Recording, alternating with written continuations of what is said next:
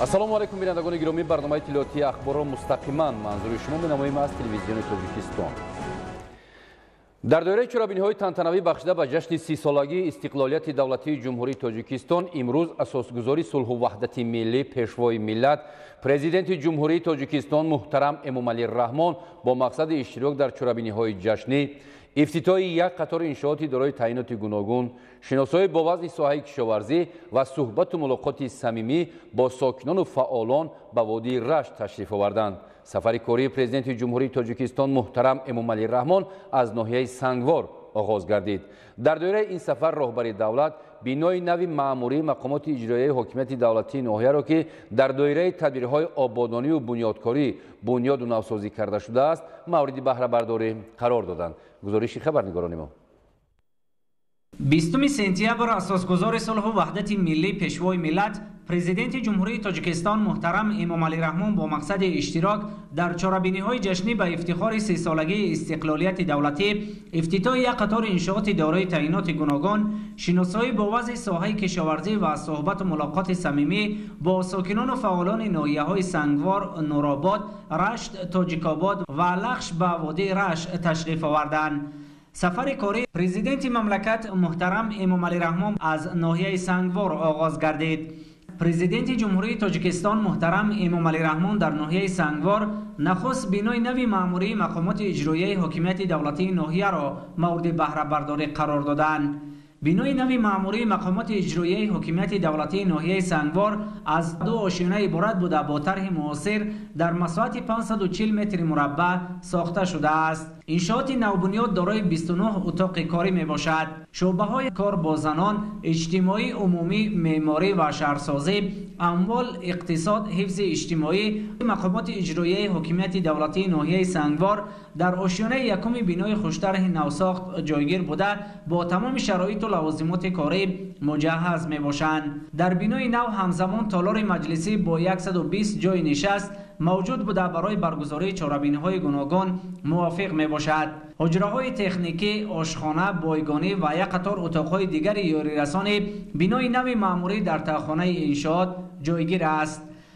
бахшида ба ҷашни 30-солагии истиқлолияти давлатии ҷумҳурии Тоҷикистон дар ноҳия бинои мақомоти иҷроияи ҳокимияти давлатии ноҳия бо тамоми шароитҳо сохта ба истифода дода шуд. утоқҳои корӣ бо технологияи муосир муҷаҳҳаз буда барои кору фаъолият тайёр ҳастанд ва мо хизматчиёни давлатӣ дар баробари ҳамхориҳои асосгузори сулҳу ваҳдати миллӣ, пешвои муаззами миллат, президенти ҷумҳурии Тоҷикистон муҳтарам Эмомалӣ Раҳмон бояд ки тамому сайю кӯшиш худро барои ободию шукуфоҳии Тоҷикистони азиз сарф намоем. фармоишгари иншоот дирексияи сохтмони иншооти ҳукуматии дастгоҳи иҷроияи президенти ҷумҳурии Тоҷикистон буда лоиҳаи он аз ҷониби корхонаи воҳиди давлатии ҷумҳуриявии пашӯҳишгоҳи лоиҳакашии Нурофар таҳия гардидааст. корҳои сохтмонию паймонкориро дар бинои нави мақомоти иҷроияи ҳокимияти давлатии ноҳияи Сангвор мутахассисони ҷамъияти дорои масъулияти маҳдуди бедак бо сатҳу сифати баланд ва ҷавобгоҳ ба талаботу меъёрҳои муосир анҷом доданд. сарвари давлат муҳтарам Эмомалӣ Раҳмон зимни шиносоӣ бо шароити муосири кору фаъолият дар бинои нави маъмурии мақомоти иҷроияи ҳокимияти давлатии ноҳияи Сангвор ба сифати корҳои анҷомёфта баҳои баланд дода, иншоотро тӯҳфаи арзишманди ҳукумати мамлакат дар рӯзҳои таҷлил аз 30-солагии истиқлолияти давлатии ҷумҳурии Тоҷикистон барои тамоми кормандону сокинони ноҳия маъни дод карданд. таъкид кардан ба маврид аст ки бинои нави маъмурии мақомоти иҷроияи ҳокимияти давлатии ноҳияи Сангвор дар асоси дастуру роҳнамоиҳои бевоситаи пешвои муаззами миллат муҳтарам Эмомалӣ Раҳмон дар самти боз ҳам беҳтару хубтар намудани сифати кору хизматрасонӣ ба сокинон бунёд карда шудааст. мо мутахассисони корхонаи масъулияташ маҳдуди бедак корҳои паймонкорию сохтмониро дар ин иншоот дар асоси талаботи мавҷудаи сохтмонӣ ба анҷом расонидем. дар рафти корҳои сохтмонӣ асосан масолиҳи аълосифати ватанӣ истифода гардидааст. аз ин рӯ истифодаи бино барои солҳои зиёд кафолат дода мешавад. бо мақсади таъмини гармию ҳуҷраҳои кории бинои маъмурӣ дар фасли зимистон дар назди иншоот нуқтаи махсуси гармидиҳӣ сохта шудааст ки тавассути ангишт фаъолият менамояд. иншоот бо камераҳои назоратии дохилию берунӣ ва системаи аз сӯхтор огоҳкунанда تامین می باشد. نزد بینای نوی مأموری مقامات اجرایی حکومت دولتی ناحیه سنگوار در دایره تدبیرهای سازنده، کبودزار و گلکاری کرده شده، نشستگاه‌های زمانوی برای استراحت و فراغت کارمندان گذاشته شده است. روشنایی بینا و اطراف آن را شبانه چراغ‌های گوناگون تامین می‌کنند. پرزیدنت مملکت محترم امامعلی رحمان پس از شناسایی پوره با امکانات ارزنده کار و فعالیت برای کارمندان مقامات اجرایی حکومت دولتی ناحیه سنگوار در بینای نو، بار دیگر آنها را به جشن بزرگ و مقدس ملی سیومین سالگرد استقلالیت دولتی جمهوری تاجیکستان تهنیت گفته، جهت اجرای مسئولیت‌های برداشت داشته، صداقت به خلق و ملت عزیز و تشویق و ترغیب دستاوردهای زمان صاحب استقلالی دستور و هدایت‌های سودمند دادند. سعی‌ها یکی از ساحه‌های مهم اقتصادیات هر یک دولت به حساب رفته در طول 10 سالها نابسته به بحران اقتصادی و مالیوی، تحولات سیاسی و تغییرات اجتماعی با سرعت و استوار رشد نموده در تامین شغل و بلند برداشتن سطح زندگی مردم نقش مهم دارد. از این رو تطبیق اداره‌کنی ثمرناک سیاست دولتی ساحه از جمله افضلیت‌های مهم سیاست اقتصادی و اجتماعی رشد جمهوری تاجیکستان به حساب می رود. اساسگزار صلح و وحدت ملی پیشوای ملت پرزیدنت جمهوری تاجیکستان محترم امامعلی رحمان امروز در مرکز ناحیه سنگوار مهمانخانه تهمینه را به استفاده دادند. گزارش خبرنگاران ما. 20 سپتامبر در ادامه سفر کاری در ناحیه سنگوار اساسگزار صلح و وحدت ملی پیشوای ملت پرزیدنت جمهوری تاجیکستان محترم امامعلی رحمان در مرکز ناحیه بینای مهمانخانه تهمینه را به استفاده دادند. بینای مهمانخانه تهمینه از 4 روشنه عبارت بوده در دایره سالهای رشد دهات، سیاحی و هنرهای مردمی سالهای 2019-2021 با اقدام صاحبکار محلی مصطفی عبداللهیف بنیاد کرده شده است. پیشوای ملت محترم امامعلی رحمان همیشه دستگیر و راهنمای صاحبکاران سازنده و آبادگر و وطندوست می باشد. ما با دستگیری پرزیدنت مملکت ما روح الهامی تازه گرفته دست به کارهای آبادانی میزنیم. مهمانخانه تهمینه را در اساس دستگیری‌های رهبر دولت ساخته به استفاده دادیم که دارای شرایط‌های مساعد برای مهمانان و سیاحان میباشد. انشاءات خوش‌طرح و زمانوی خدمت‌رسانی دارای 12 حجره 2 و 3 نفره از جمله 3 لیوکس بوده با استفاده از عنصرهای خاص ملی ارائه داده شده با تمام شرایط استراحت و فراغت تامین میباشند. مهمانخانه نوبنیاد امکان قبول 25 نفر مزاج در یک وقت را دارا است. انشاءات معاصر خدمت‌رسانی همچنین دارای مجلسگاه با 50 جای نشست می باشد. در رفت کارهای ساختمانی در این انشاءات 20 نفر با جای کار موقتی با مورد استفاده قرار گرفتن آن 10 کس با شغل دائمی تامین گردیدند. بنیاد و مورد استفاده قرار گرفتن چنین مهمانخانه‌های زمانوی در ناحیه سنگوار سری وقتی می باشد، زیرا ناحیه دارای موضع‌های زیاد سیاحی و تاریخی و طبیعت زیبای و مفتون کننده است و همه ساله سیاحان زیاد از آنها دیدن می‌کنند. منتداری خود را به اساسگزار صلح و وحدت ملی پیشوای ملت پرزیدنت جمهوری تاجیکستان محترم امامعلی رحمان می‌رسانیم، زیرا محض با دستگیری آن کس این روزها در تجلیل 30 سالگی استقلالیت دولتی جمهوری تاجیکستان این مهمانخانه در ناحیه سنگوار به استفاده داده شد و ما با جای کار تامین شدیم. کوشش میکنیم که به مهمانان خدمت‌رسانی خوب به راه مانیم و مهمانداری تاجیکان را برای سیاحان در سطح بلند معرفی نماییم. سرور دولت محترم امامعلی رحمان هنگام شناسایی با شرایط خوب خدمت‌رسانی در مهمانخانه تهمینه اقدام صاحبکار وطنی را باعث دستگیری ارزیابی کرده. جهت استفاده پوره از امکانات و اقتدارهای موجوده در سمت رشد ساحه سیاحی و معرفی وطن عزیز برای سیاحان خارجی به مسئولان دستور و سپارش‌های مشخص دادند. در ناحیه سنگوار در مجموع 7 مهمانخانه و زیاده از 20 مهمانخانه خرد سریراهی فعالیت داشته، تدبیرها در سمت بنیاد و به استفاده دادن انشاءات خدمت‌رسانی برای سیاحان، اجنسی‌ها عاید به تشکیل و استیصال محصولات و خدمت‌رسانی توریستی سال از سال در اساس راهنمایی‌های سازنده پیشوای معظم ملت وسعت داده می‌شوند. رهبر دولت محترم امامعلی رحمان با انابت طبیعت، هوای تازه کوهسار، چشمه‌های شفاف در ناحیه سنگوار مسئولان را جهت تأسیس خط‌سیرهای نوی سیاحی و فراهمسازی امکانات باز هم مساعد و بهتر خدمت‌رسانی به سیاحان داخلی و خارجی موظف نمودند. بهسازی وضع تعلیم و تربیه در برابر جلب متخصصان صاحب تجربه همچنین از فراهم ساختن شرایط مساعد تعلیم از جمله بنیاد مؤسسه‌های نو تعلیمی وابسته است. با تربیت فرا گرفتن کودکان در مؤسسه‌های تا مکتبی نیز زمینه مساعد را برای صاحب علم نمودن نسل نورس در آینده فراهم بسازد. در ناحیه سنگوار با اشتراک اساسگزار صلح و وحدت ملی پیشوای ملت پرزیدنت جمهوری تاجیکستان محترم امامعلی رحمان برای بنیاد مؤسسه تا مکتبی زمانوی کلیچه زرین آغاز رسمی بخشیده شد.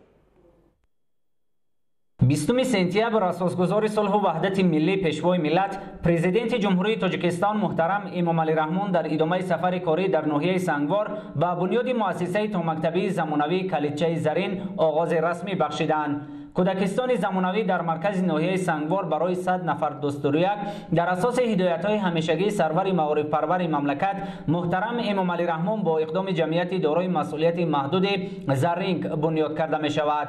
فرمایشگر مؤسسه نوی تا مکتبی مقامات اجرایی حکومت دولتی ناحیه سنگوار بوده لایحه انشاءات زیبا از جانب جمعیت سهامی کشاده معماری و شهرسازی شهر دوشنبه تهیه گردیده است.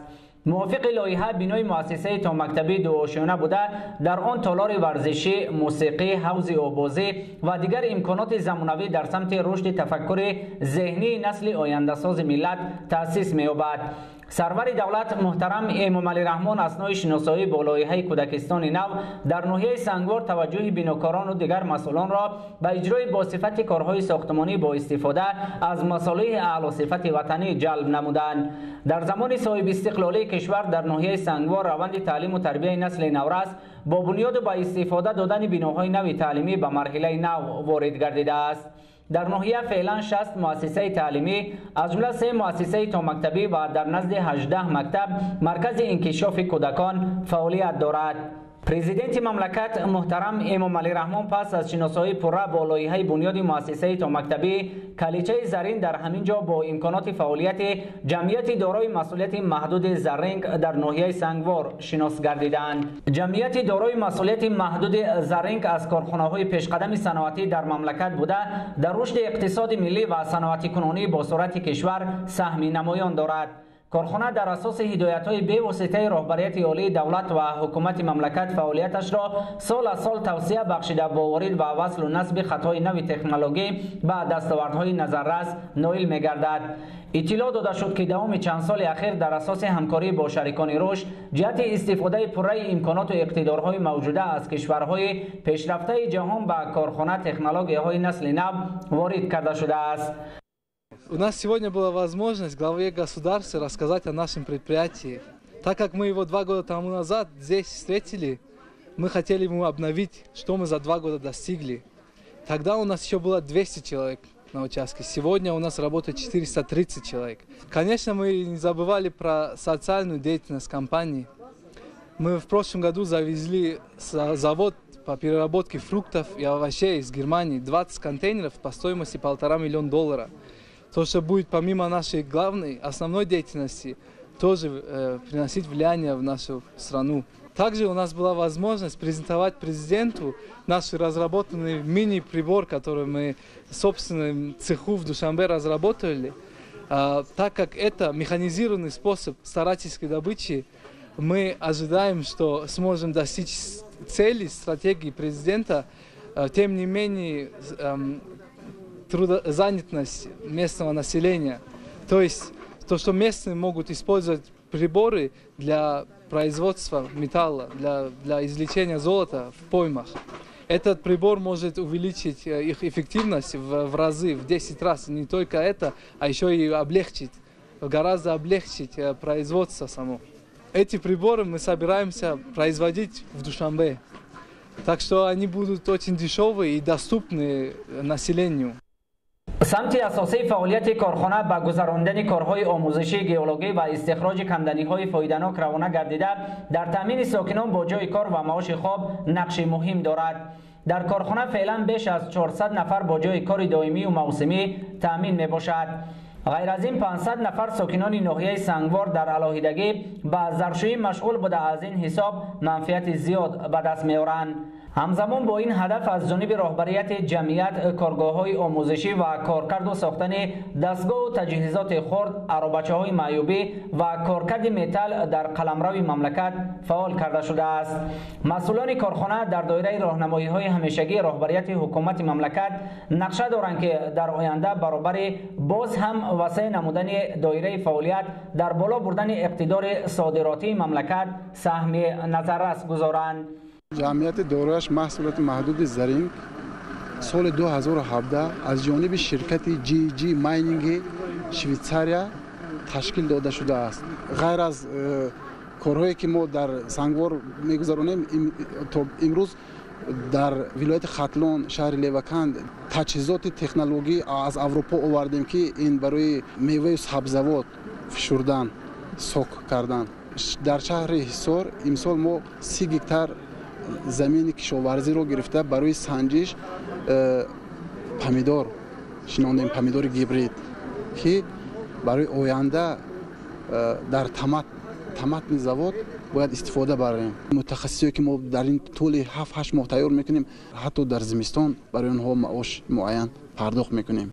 سرور دولت محترم امام علی رحمان با رهبریت کارخانه برای دستگیری از اقدام‌های سازنده دولت و حکومت مملکت در سمت تأسیس جایهای نو کاری، کارکرد اشیاء خام وطنی اظهار سپاس و منتداری نموده به مسئولان جهت دستگیری از تشبس‌های نیک و باقرار در رشد اقتصاد ملی دستور و سپارش‌های مشخص دادند.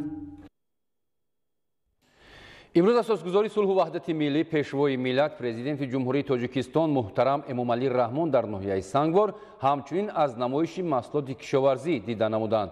کشاورزان ناحیه سنگوار سال از سال در زمینه اجرای دستور و راهنمایی‌های به واسطه پیشوای ملت در راه رسیدن به هدف استراتژی حکومت مملکت تأمین امنیت آذوقه‌واری به دستاوردهای نظررس نائل گردیده حجم استحصال محصولات را افزایش می‌دهند.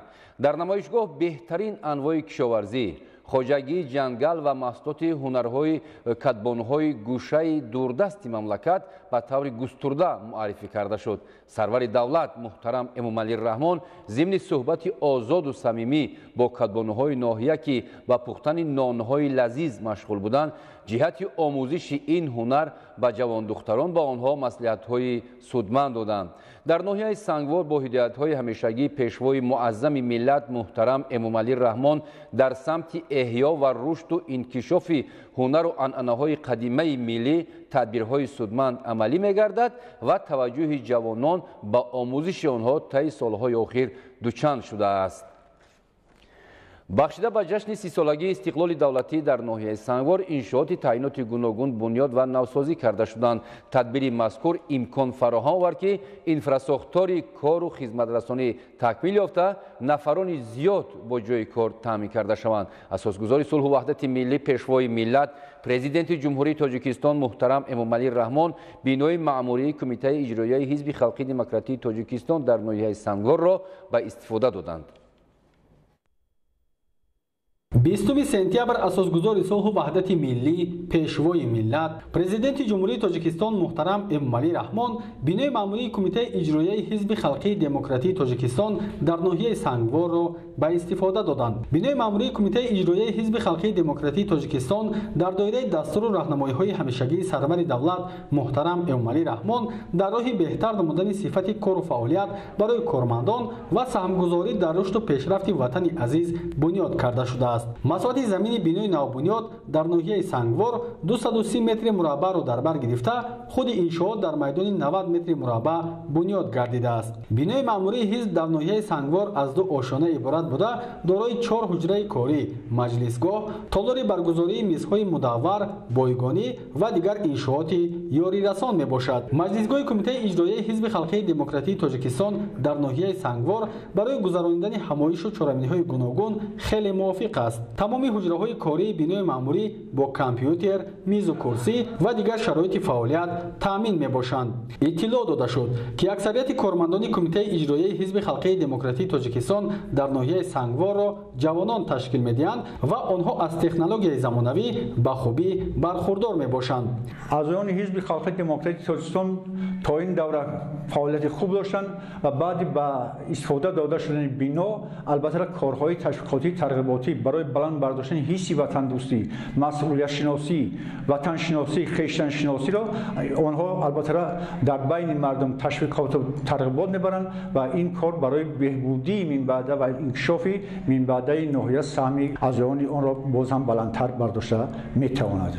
یادآور میشیم که کارهای ساختمانی در انشاءات 24 ایون سال 2019 با اشتراک به واسطه سرور دولت محترم امومالی رحمان آغاز گردیده بود و اینک در راستای تجلیل از جشن بزرگ ملی 30 سالگی استقلالیت دولتی جمهوری تاجیکستان با سطح و صفت بلند به انجام رسانیده شد. در بنیاد بینای مأموری کمیته اجرایی حزب خلقی دموکراتی تاجیکستان در ناحیه سنگوار سهم صاحبکاران وطنی نظررس میباشد. پیشوای ملت محترم امومالی رحمان ضمن شناسایی با شرایط در بنا با صفت کارهای انجام یافته بهای بلند داده جهت باز هم بهتر نمودن کار و فعالیت، حفظ مظفریت‌های دوران صاحب استقلالی کشور و سهمگذاری در تدبیرهای سازنده و آبادانی دیار عزیز به مسئولین دستور و هدایت‌های سودمند دادند. اساسگزار صلح و وحدت ملی پیشوای ملت پرزیدنت جمهوری تاجیکستان محترم امومالی رحمان پس از افتتاح یک قطار انشاءات گوناگون در تالار قصر فرهنگ با راهبران و فعالان ناحیه سنگوار ملاقاتی صمیمی دایر کردند. اساسگزار صلح و وحدت ملی پیشوای ملت پرزیدنت جمهوری تاجیکستان محترم امومالی رحمان پس از افتتاح یک قطار انشاءات گوناگون در تالار قصر فرهنگ با راهبران و فعالان ناحیه سنگوار ملاقاتی صمیمی دایر کردند. نخست سرور دولت محترم امومالی رحمان همه اشتراکچیان و مردم زحمت دوست ناحیه را با جشن مقدس و بزرگ 30 سالگی استقلال دولتی تاجیکستان تبریک و تهنیت نمودند. تاکید گردید که با شرافت استقلال دولتی و اقدام‌های پیوسته دولت و حکومت مملکت در طول 30 سال سپری شده مردم ناحیه به یک قطار دستاوردها نائل گردیدند. برای تامین نمودن رشد ساحه‌های اجتماعی و اقتصادی ناحیه سنگوار و بلند برداشتن سطح و صفت زندگی ساکنان آن از حساب همه سرچشمه‌های مبلغ‌گذاری 914 میلیون سومانی روانه گردیده است. در این مدت در ناحیه جهت بنیاد و برقرارسازی انشاءات معارف و تندرستی، افزایش انتقال نیروی برق، تجدید و نگهداری راه‌ها، دستگیری خواجگی‌های کشاورزی، برقرارسازی انفراساختار دهات و بخش‌های دیگر 8 لایحه سرمایه‌گذاری دولتی با مبلغ بیش از 24 میلیون سومانی عملی گردیده، حالا تطبیق 3 لایحه دیگر ادامه دارد. اینچنین در این دوره به ناحیه 150 میلیون سومانی سرمایه مستقیم خارجی جلب کرده شده است. در دوران صاحب استقلالی حجم مبلغ‌گذاری از حساب همه سرچشمه‌ها به ساحه ساختمان قریب 100 میلیون سومانی را تشکیل داده، تنها در سال 2020 به این مقصد 9 میلیون سومانی روانه کرده شده است که نسبت به سال 1991 6.5 برابر زیاد می باشد. به خاطر تجلیل سزاوار جشن 30 سالگی استقلال دولتی طبق نقشه کارهای آبادانی و بنیادکاری 85 انشاءات تعینات گوناگون ساخته به استفاده داده شدند و حالا در حدود ناحیه کارهای سازندگی با مرام ادامه دارند. پرزیدنت مملکت محترم امومالی رحمان تاکید نمودند که در برنامه رشد اجتماعی و اقتصادی ناحیه سنگوار برای سالهای 2021-2025 برای باز هم بهتر گردانیدن شرایط انفراساختار ناحیه، بنیاد انشاءات تعینات گوناگون و تأسیس جایهای نو کاری، عملی سازی 174 لایحه با مبلغ عمومی 150 میلیون سومانی پیش بینی گردیده است. سرور دولت محترم امومالی رحمان با صاحبکاران و شخصان سخاوت پیشه ناحیه برای اشتراک فعال در کارهای آبادانی اظهار سپاس کردند. ضمن تحلیل دستاوردهای ساحه‌های اقتصادی ملی در ناحیه، پرزیدنت مملکت محترم امومالی رحمان ضرور شمردند که در ناحیه کارکرد نهایی معدن و کارکرد صنعت محصولات کشاورزی وسیع برآمده شود.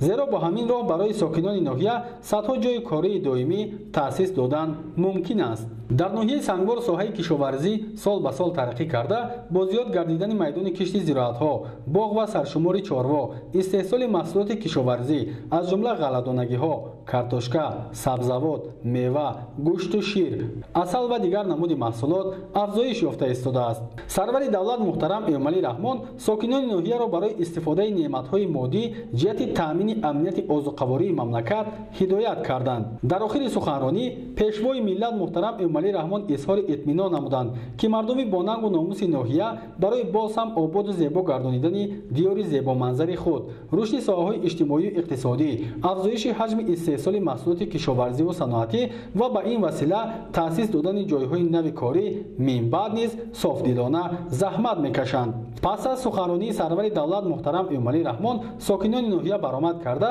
барои таъмини зиндагии шоиста ба президенти мамлакат изҳори сипос намуданд.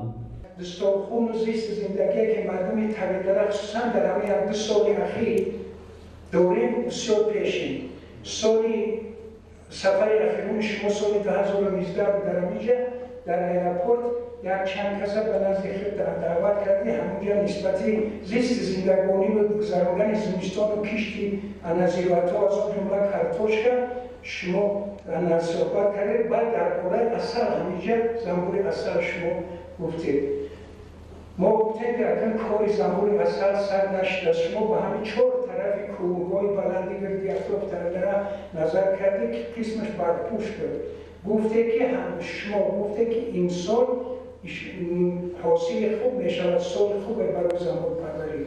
همون سال 2019 به حساب میانه زنبور پرورای همین جماعت تغییر من کتابت میدم از آیله 25-30 کیلوگرمی گرفتیم. من خودم 20 آیله زنبور همون سال داشتم، با در مرکز من بیرون آوردم از هر آیله زیاده از 30 کیلوگرم گرفتم.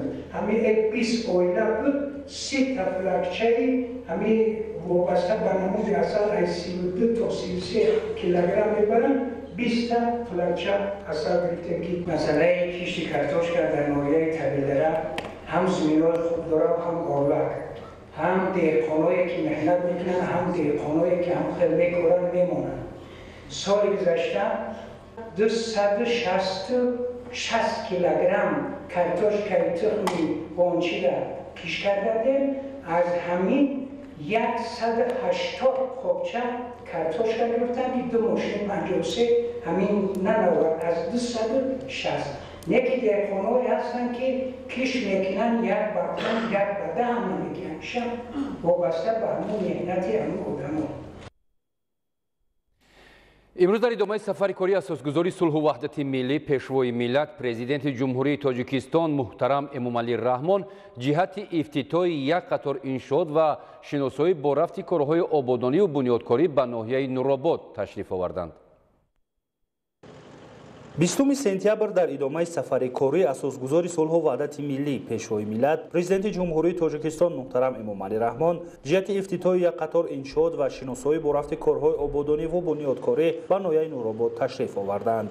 نخست در ناحیه نورآباد اساسگذاری صلح و وحدت ملی پیشوای ملت پرزیدنت جمهوری تاجیکستان محترم امامعلی رحمان کارخانه پرنده پروری مرغ نورآباد را مورد بهره برداری قرار دادند. کارخانه نو برای استحصال تخم اعلی‌صفت پیش بینی گردیده در آن 30,000 سر مرغ پرورش کرده می شود. در آینده مرغ نورآباد امکانیت دارد که در یک روز تا 25,000 دانه تخم استحصال نموده، همین گونه در یک سال تا 9 میلیون تخم مرغ را به بازارهای مملکت به فروش برآورد. طبق بهاگذاری متخصصان ساحه چوجه‌هایی که برای پرورش و نگاهوبین انتخاب گردیدند سرمسئول بوده الکی در 120مین روز به تخمدهی آغاز خواهند کرد. یک روز به همین هر دانش 51 گرم خوراک خورساده تا 98% تخمیتیت برای همین ذات دیکال باید چکره آوردیم.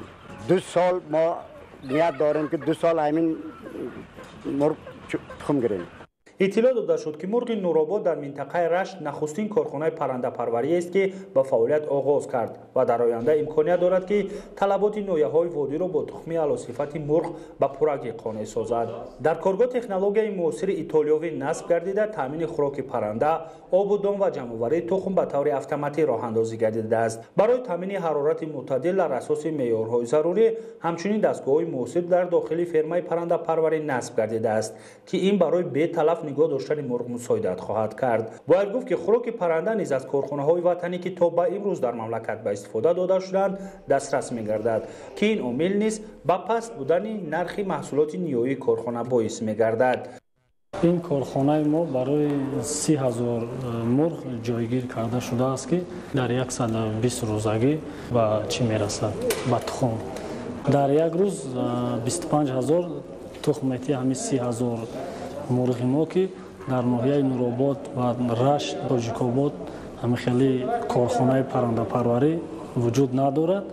نیت داریم که همین محصولات ما به همین ناحیه ها براریم استحصال کنیم و تامین کنیم همین ناحیه ها را.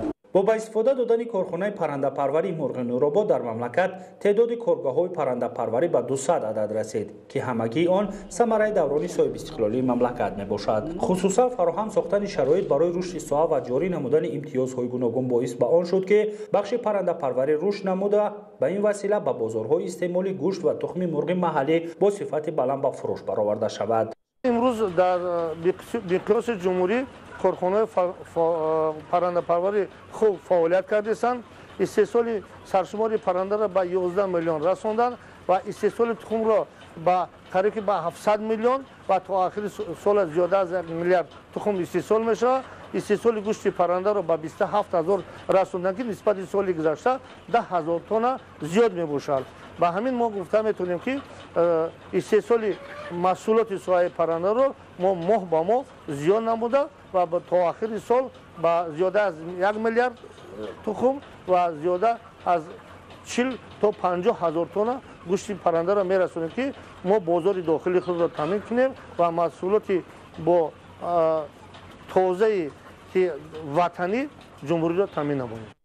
کارخانه پرنده پروری مرغ نورآباد از جانب صاحبکار محلی محمدعلی سنگов بنیاد و آن در اساس تکنولوژی معاصر کار و فعالیت خواهد کرد. اقدامی از 6 نمود انداز از جمله از واردات تکنولوژی معاصر با پورگی آزاد نمودن کارخانه‌های استحصالی که در دایره دستور سفارش‌های پیشوای معظم ملت انجام داده شد، هم برای تامین فراوانی محصولات در بازارها و هم صاحب جای کار گردیدن اهالی محلی مساعدت نمود. عین زمان در کارخانه نو 20 ساکن محلی صاحب جای کار دائمی گردیده محصولات نیایی آن در نوبت اول به شهر راغون، ناحیه‌های سنگوار، نورآباد، رشت، تاجیک‌آباد و لخش به خریداران پیشنهاد کرده می شود. ضمن بازدید سرور دولت محترم امامعلی رحمان به مسئولین برای رشد فعالیت کارخانه دستور و مصلحت‌های مفید داده، اقدام‌های بنیادکارانه صاحبکاران محلی را نمونه عبرت و قابل دستگیری ارزیابی کردند. در ناحیه نورآباد اساسگذاری صلح و وحدت ملی پیشوای ملت پرزیدنت جمهوری تاجیکستان رئیس حزب خلقی دموکراتی تاجیکستان محترم امامعلی رحمان بینای مأموری کمیته اجرایی حزب خلقی دموکراتی تاجیکستان در ناحیه نورآباد را مورد بهره برداری قرار دادند. با فعالیت آغاز نمودن انشاءات مذکور مشکلات کارمندان حزب را در سمت نارسایی جای و شرایط ضروری به پورگی حل نموده برای فعالیت باثمر کارمندان حزب امکانیت فراهم آورد.